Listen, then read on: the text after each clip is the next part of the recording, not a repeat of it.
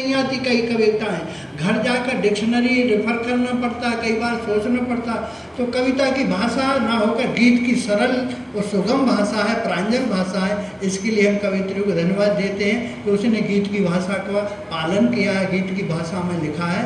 और इसलिए भी ये गीत है, गीत का संग्रह है और संक्षिप्तता है ही, बड़े बड़े गीत नहीं है इसमें, इसलिए भी ये गीत है। और एक ही भाव भूमि पे जैसे निबंध में निबंधात्मकता होती है कि निबंध से अपने विषय से विषयांतर नहीं होता, निबंध यानी बंधन जो बंधा होता है, एक ही विषय एक ही सब्जेक्ट में, तो इसी भाव एक ही भाव भूमि पर जब लिखा जाएगा तो गीत होगा। कविता में वो बंधन नहीं होता, एक ही भाव भूमि पर सभी रचनाएं हैं, इसीलिए भी ये सब गीत हैं। और छंद अनुशासन सभी गीत गेय भी हैं, इसलिए भी गीत हैं। गीत के सभी गुण धर्म इनमें इसमें हैं। और सबसे अच्छी बात है कि आपको भी पसंद आएंगे। और इस पुस्तक में जो गीत है उसका इससे गीत जो दिए हैं, संरचनाएँ दी गई हैं, उनसे ऐसा लगता है कि इनका फलक जो है, कवित्री का जो स्तर है विचार का, बहुत ऊंचा है, बहुत निश्चित स्तर है।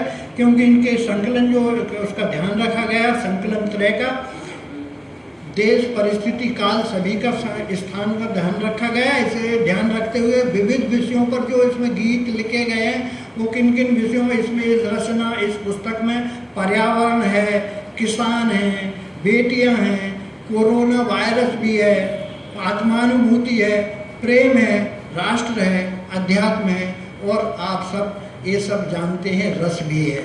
और इसलिए इसमें विविध प्रकार के भाव भूमि पर लिखे गए गीत हैं।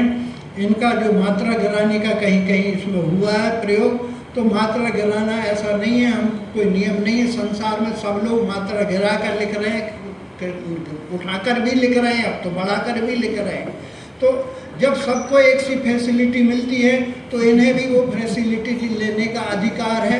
इसलिए इनको इसमें ये नहीं कहना चाहिए कि इन्होंने मात्रा गिराई है कहीं। जब सब और मात्रा गिराया, अगर उच्चारण में और अर्थ में परिवर्तन नहीं होता, अगर अर्थ में कोई विखंडन नहीं होता, अर्थ में कोई खराबी नहीं आती, तो मात्रा गिरा के और उसको ध्वनि लय में लाने में कोई बुराई नहीं। इसलिए जो इन्होंने मात्रा कहीं कहीं गिराई है उसका मैं समर्थन करता हूँ, वो ठीक किया।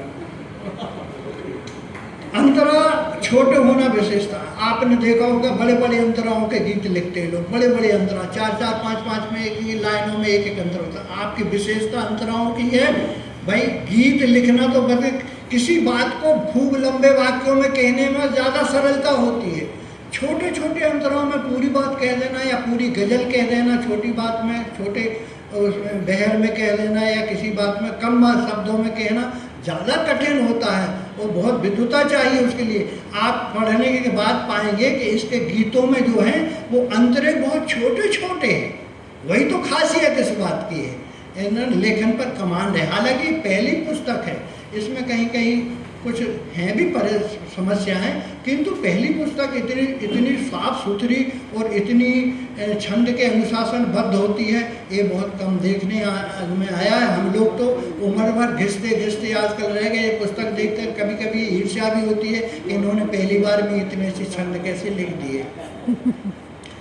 गीत के शिल्प पर अगर आप देखेंगे तो गीत के शिल्प पर इनकी रचनाएं खरी उतरती हैं और काव्य में इनकी रसात्मकता है, लोक मंगल की भावना है और साधारणीकरण सभी रचनाओं में होता है। ऐसी कोई रचना नहीं हो जो जिसमें आप ये सुनकर कहें कि ये मेरी बात नहीं कही।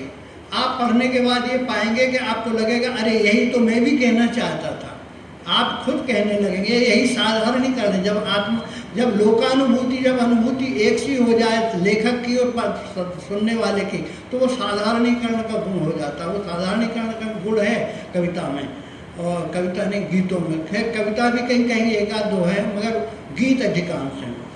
कथ्य में भाव संयोजन है, बिंब इनका जो जो जो गीतों में बिंब बनाना बहुत एक आजकल बहुत ज़रूरी सा हो गया है। बहुत उससे बड़ा प्रभाव पड़ता है और बच्चों को भी वो बिंब अच्छे लगते हैं और वृद्धों को भी अच्छे लगते हैं। बिंब प्रधान रचनाओं में चित्र उभर के आता है, वो अनुभूति प्रधान हो जाती है, वो मार्मिकता प्रधान हो जाती है बिंब होने से। वो बहुत सी रचनाओं में बहुत बिंब का विधान का पालन किया गया है। शब्द विन्यास भी उत्तमोत्तम है। छंद के अनुशासन का पालन सभी गीतों में, अधिकांश गीत गेय हैं। 60 रचनाओं का ये संग्रह अवश्य पठनीय, आप पढ़ेंगे। मैं ये कहना यहाँ थोड़ा सा, ये आचार्य जी ने भी कहा है कि सरलता इनकी रचनाओं में है। सरलता ही सबसे बड़ा अलंकार है, और गीत की भाषा भी सरल ही होती है। क्योंकि आपने देखा होगा गीत की भाषा घर की भाषा होती है, घरेलू, जैसे झाड़ू से अपन झाड़ते चलते, कोना गुजारा सब हाथ चलता, ऐसे ही गीत की भाषा होती है। गीत की भाषा तुरंत समझ में आती है, गीत की भाषा में सरलता का अलंकार होता है, और वो अलंकार इन सभी रचनाओं में है। ये बहुत बड़ी बात है। मुझे लगता है इतनी सब गुण एक गीत के कैसे आ गए, जरूर कोई ना कोई इसके पीछे तो नेपथ्य में, जैसे दीपक जी का कहें, नेपथ्य में जरूर किसी ताकत, कोई शक्ति का हाथ है, किसी प्रेरणा का हाथ है। तो मुझे बाद में तो समझ में आया कि कांति शुक्ला और उर्मी जी भी पीछे बैठी, अवश्य उनकी प्रेरणा इसके योगदान उनका है, और उनकी प्रेरणा से ये गीत सशक्त बन पड़े हैं। शुक्ला जी उनसे उन्हें प्रेरणा मिली है, मैं उनको भी बहुत प्रणाम करता हूँ और धन्यवाद देता हूँ कि उन्होंने चीज़ चाहे उन्होंने इसमें समीक्षा भी ली, उन्होंने बहुत से छंदों का उर्मी शुक्ला जी ने बहुत से छंद भी हैं इसमें गीत में, उनके छंद के नाम लिखे, कौन कौन सा क्या छंद है। मैं छंद के उसमें नहीं पढ़ता, बहुत से छंद में लिखो, या एक बिहारी ने तो एक ही छंद में कि जो लिख दिया वो कोई और क्या लिखेगा, एक ही छंद में बिहारी सब सही, एक ही छंद में पूरा। तो बिहारी का अब एक तो छंद, किंतु छंद पहले से निश्चित नहीं किया जाना चाहिए। पहले निश्चित कर लिया छंद, फिर उसमें लिख रहे हैं, तो वो लेखन थोड़ा सा प्रायोजित सा लगता है, प्रायोजित सा। जैसे फिल्म वाले कहते हैं, या फलाना सीन आया है भाई, आप थोड़ा इस पर गजल गीत लिख देना फलाने सीन पर, अब वो मजबूर है उस पर लिखने के लिए। किंतु अगर आप अपने आप गुनगुनाते हैं, आपको लय का ज्ञान है, आप में नैसर्गिक प्रतिभा है, तो अपने आप सही लय बनेगी, और आप जो बनाएंगे वो कोई ना कोई छंद होगा ही जो लिखेंगे। और वो कोई ना कोई छंद ऐसा भी हो सकता है जो पुराने छंदों में कोई नाम आ जाए, और कभी कैसा कभी छंद बना ही नहीं है, वो ये नया सबसे नया छंद बन गया, ऐसा भी हो सकता है। क्योंकि छंदों की गिनती कोई ऐसी नहीं है कि इतने ही छंद हैं, छंद अनगिनत हैं, और अनगिनत हो सकते हैं, जो नहीं बने वैसे वे भी बनाए जा सकते हैं। ये शोध का विषय है, प्रयत्न का विषय है। आगे मैं ये सरलता है गीत किया हुआ, उसमें मैं अधिक समय ना लेकर ये आप सबकी ओर से, मेरी ओर से, और मंच की ओर से भी, और सबकी ओर से इनको लेके जो कवित्री है उन्हें बहुत बहुत मुबारकबाद, साधुवाद देता हूँ, और आशा करता हूँ कि आज अगली रचनाएं और राष्ट्रभाषा का इसी प्रकार वो संवर्धन करती रहेंगी। आगे उनके सुदीर्घ यशस्वी जीवन की हम सब कामना करते हैं। इसी के साथ साथ सबको प्रणाम।